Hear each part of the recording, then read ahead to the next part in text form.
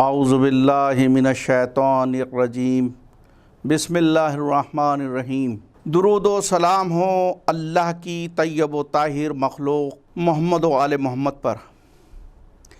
اے میری قوم کے حسینی جوانوں اور بزرگوں، یہ بات ثابت ہے کہ قرآن و اہل بیت علیہم السلام پر ہمارا ایمان اور یقین ہے۔ ان کی منزلت ہمارے تئیں بہت بلند ہے۔ ہماری زندگی قرآن اور اہل بیت ہیں۔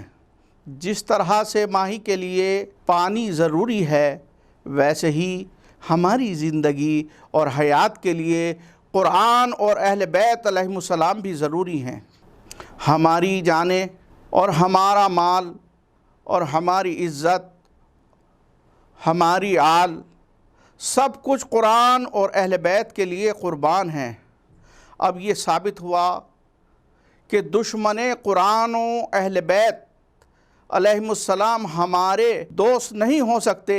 جیسا کہ آپ حضرات کو معلوم ہے، حال ہی میں وسیم رضوی نے قرآن مجید کی شان پر لب کشائی کی اور یہاں تک کہ عدالت عظمیٰ تک گیا۔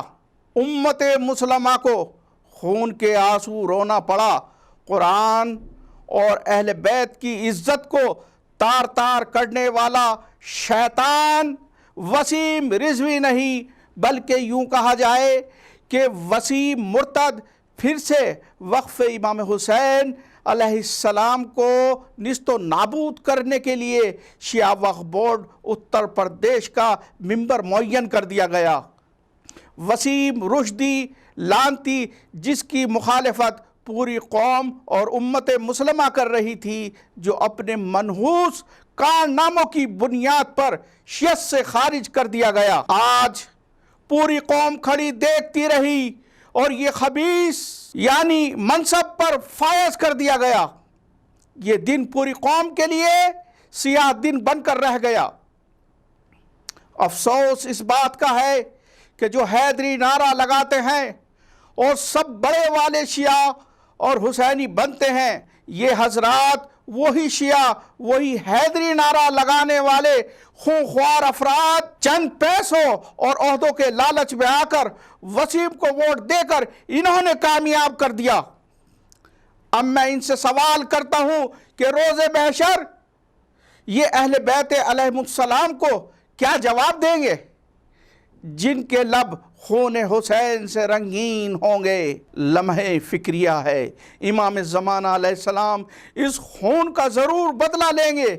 یہ 21 فرد اوقاف کے 21 ممبر نہیں، بلکہ یہ 21 افراد بھیڑیے ہیں، جنہوں نے خدا اور اہل بیت کو اذیت پہنچا کر مرتد ہونے کا خطاب حاصل کر لیا۔ اب قوم بھی سوال کے دائرے میں آ گئی۔ کل قوم کو بھی اہل بیت علیہ السلام کے سامنے جواب گو ہونا پڑے گا۔ اگر تمہارے اختیار میں ووٹ ڈالنا نہیں تھا تو کم از کم تمہارے اختیار میں بائیکاٹ تو تھا۔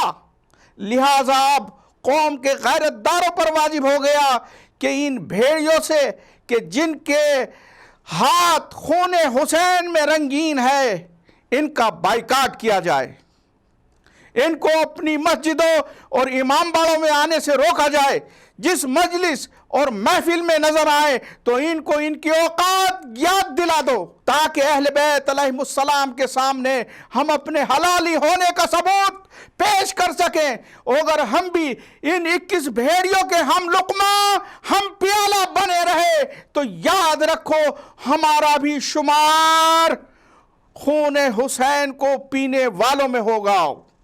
میں آخر میں اپنے اور قوم و ملت کے رہبر جناب مولانا سید کلب جواد نقوی صاحب قبلہ و کعبہ سے کہوں گا کہ آپ نے یہ حق ادا کر دیا اور کمینوں کے چہروں سے نقاب ان کا پلٹ دیا۔ آپ زندہ باد ہیں۔ وسیم رشدی، وسیم مرتد اور اس کے 21 بھیڑیے جو قرآن و اہل بیت علیہم السلام اور قوم و ملت کے دشمن ہیں، وہ عہدہ پانے کے بعد بھی قوم و ملت کی نظر میں مردہ باد ہیں۔ والسلام علیکم ورحمۃ اللہ وبرکاتہ۔